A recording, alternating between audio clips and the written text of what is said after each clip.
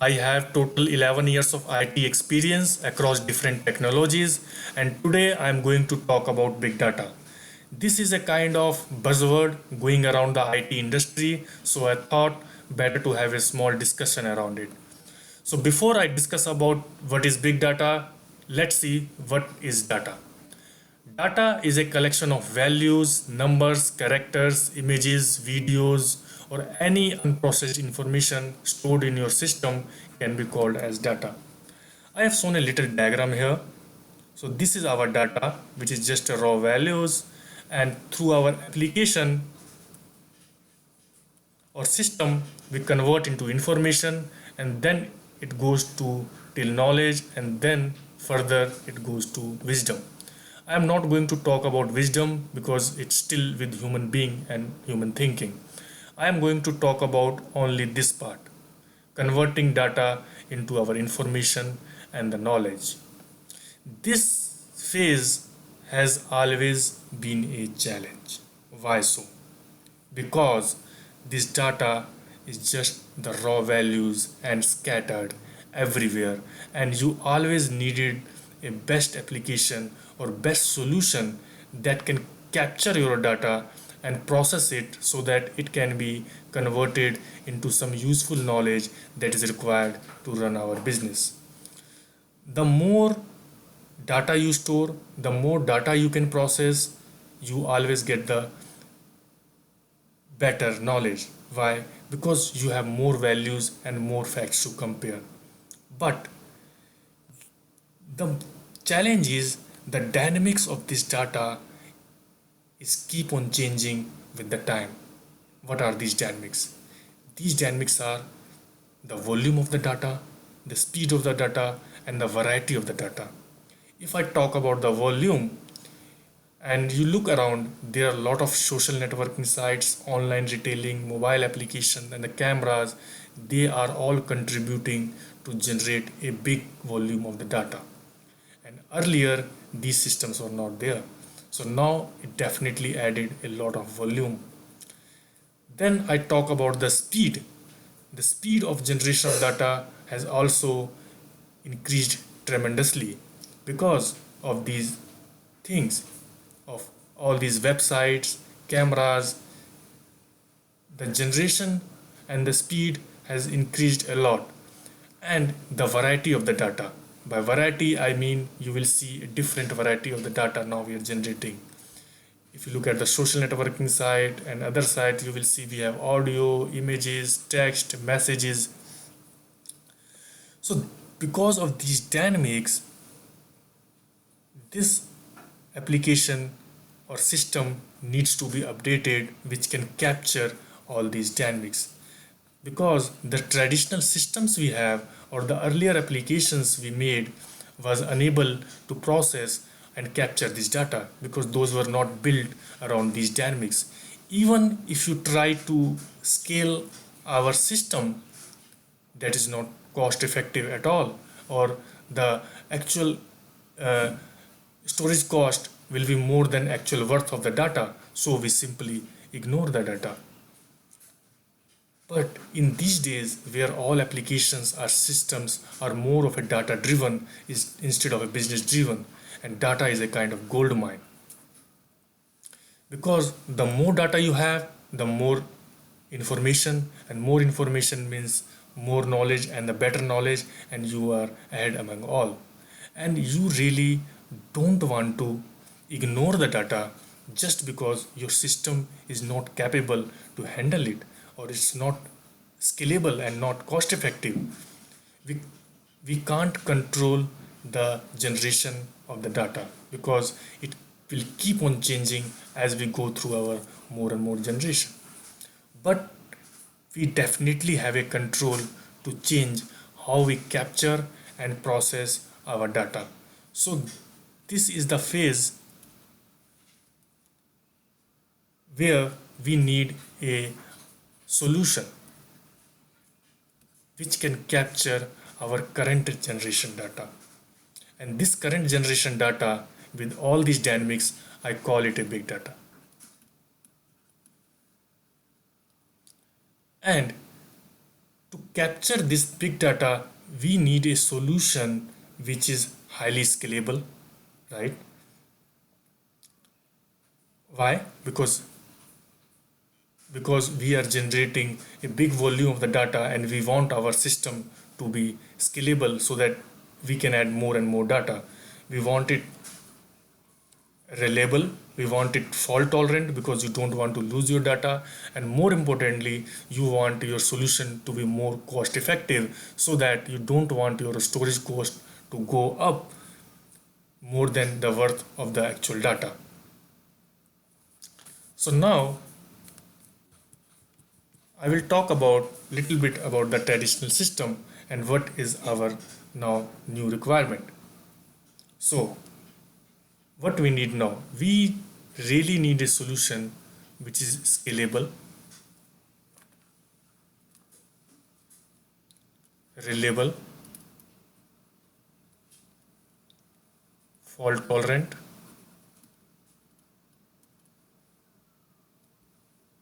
and more importantly cost effective.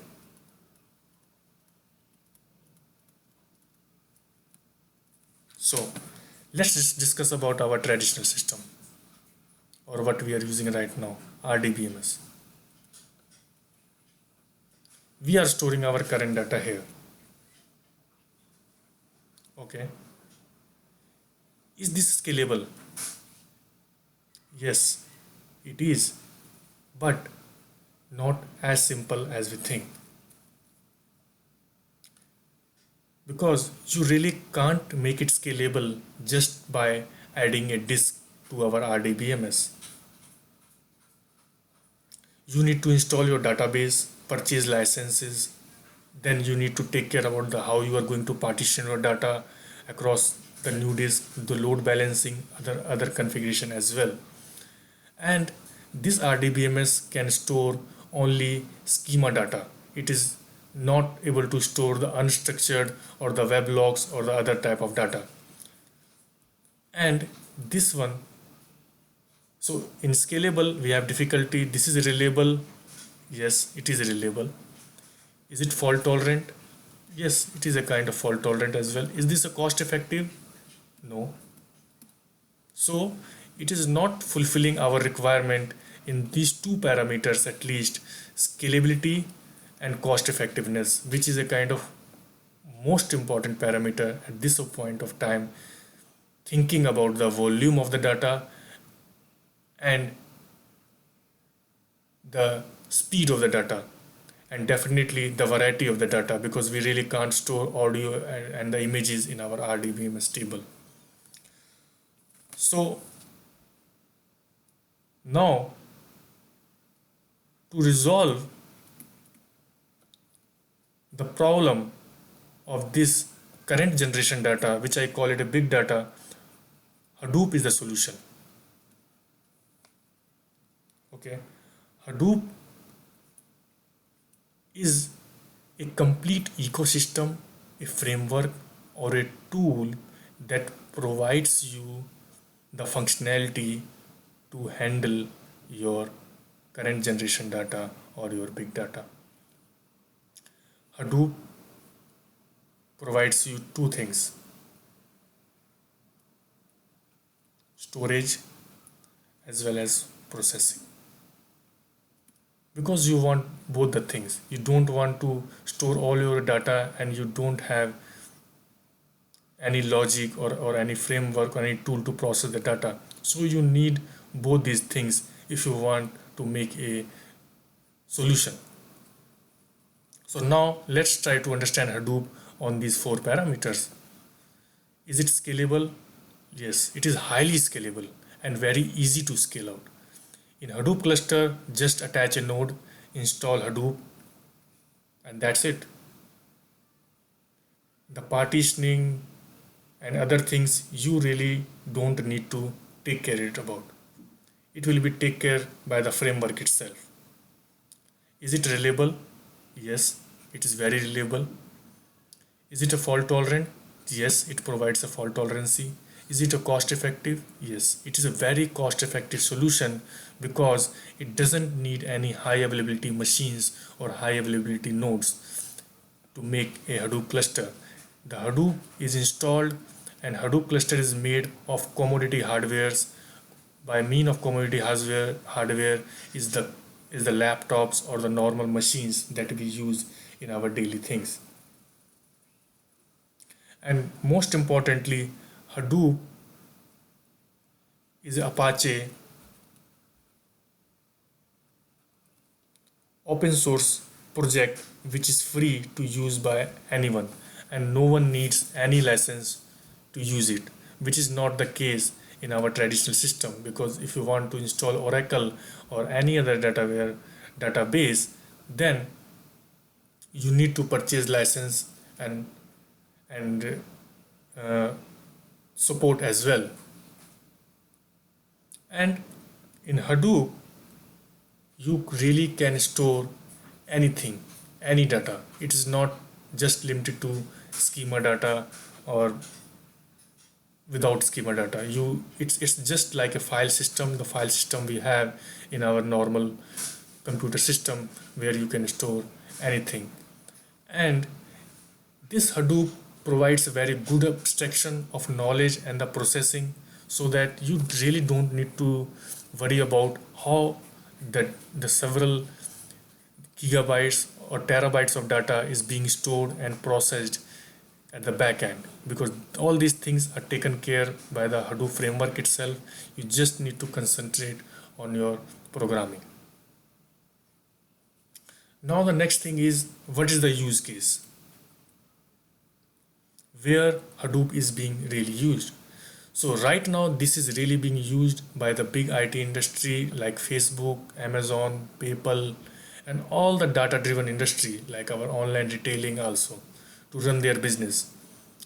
And because it provides a capability to store more and more data and process more and more data, they can better forecast and make some better strategies to run their business.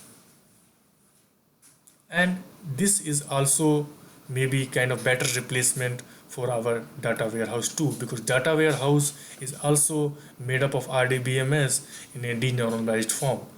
So, and we already understand the limitation of RDBMS. So this limitation applies to data warehouse as well.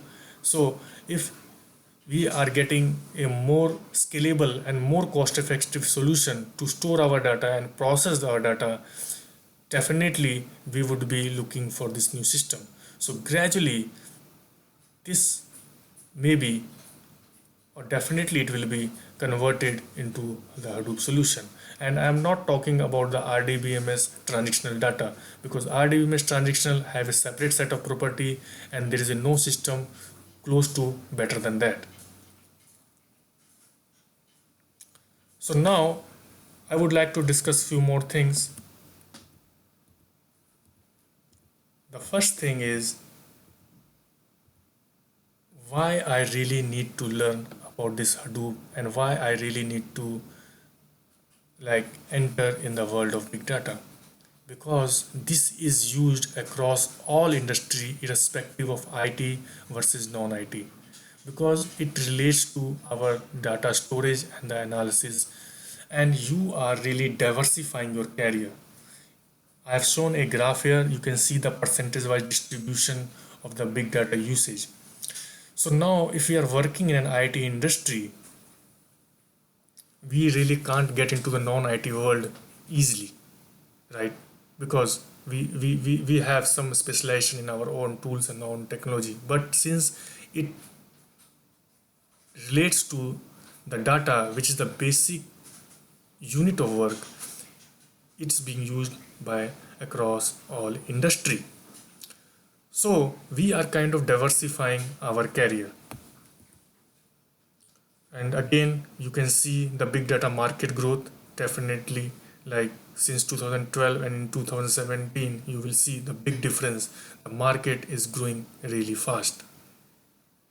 And one thing we need to understand, and we discussed as well, like the current technologies or current things we are working on, and with the dynamics of that are changing, definitely the things has to get changed to get into the Hadoop or the big data world.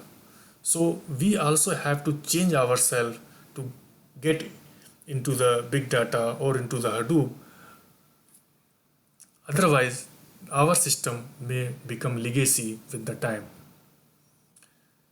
Then again, the salary trend, definitely Hadoop is a very hot technology, so the salary is high if you know Hadoop. These are the job titles that I gathered from the various job sites. You can see the different kind of roles we have in Hadoop, and each one having a different roles and the specialization, and we can get into it based on our skill and based on our interest. So I would also like to clear some myths that we have that's going around regarding the Hadoop.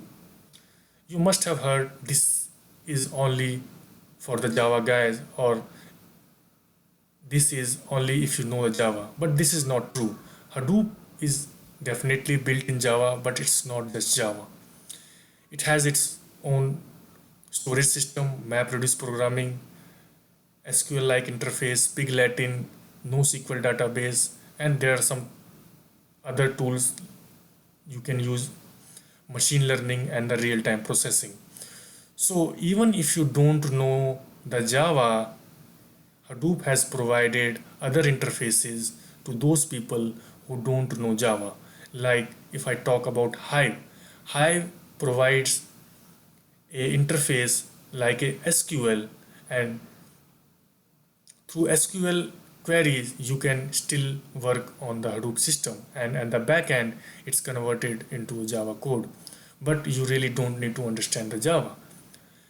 Again, the pig, it provides an interface of kind of scripting language, so that is easy to understand and easy to write your Hadoop jobs without knowing the Java. Then there are other databases and other things which we can get into it based on our interest, but definitely you can learn Hadoop without knowing Java.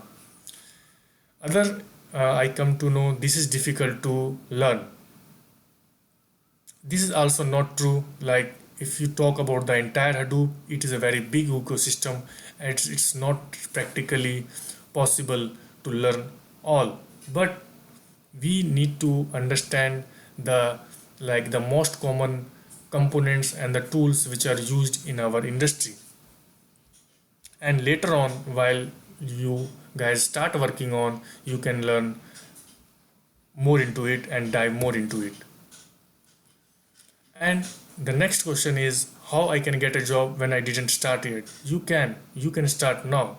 And believe me, even if you're belonging to any technology, whether it's Java, non-Java, .NET, data warehousing, everyone has something in it. It takes a lot of time to learn. Basic understanding will take 2 to 3 months to understand the Hadoop and the common components that are being used across the various industry, and then you can dive in as per your interest and as per your skill, and you may practice. And you really don't need to stop. Like once you learn Hadoop, it's a big data world, and Hadoop is just going to provide you a kind of entrance gate to enter into the big data, and then you can learn more about it. So that was all, and now I want to discuss about something else. So I am also going to start a new Hadoop batch, and soon, and I want to just list out what will be the difference in other learning program and my learning program.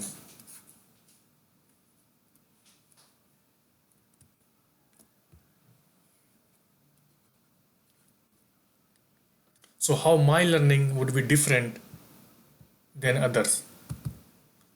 So in other learning programs, they gave 30 hour of live training programs, and they are very strict to that. They don't go even 1 hour beyond.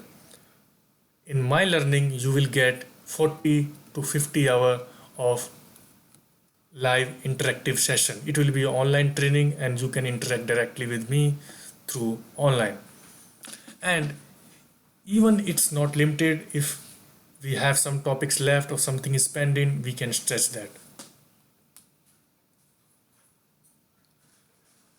And other learning program, they are having bunch of PPTs where they are just going through all the PPTs and like paying less attention to the programming or other Q&A sessions or other confusions or questions or and the practical classes. But what I say, I will be using only 10 to 20% of my time by going through the PPTs. PPTs are important to understand the theoretical part, but I guess the practicals and on the fly learning are more important and can understand better. So I will be going through and show you the diagram in MS Word or Paint so that you can understand the things on the fly and understand it better instead of going through just the PPTs. And I will be assigning you the assignments, and we will having the time for Q&A session as well. In other learning programs, they are truly professionals. They are truly professionals. You will have it professional relations like teacher versus student. But in my learning, it will be a kind of team. Like in your company, you will be working in a team. Like you, I am also an IT guy. So I understand the problems that we face, and we will be working as a team. It's not any kind of professional relationship.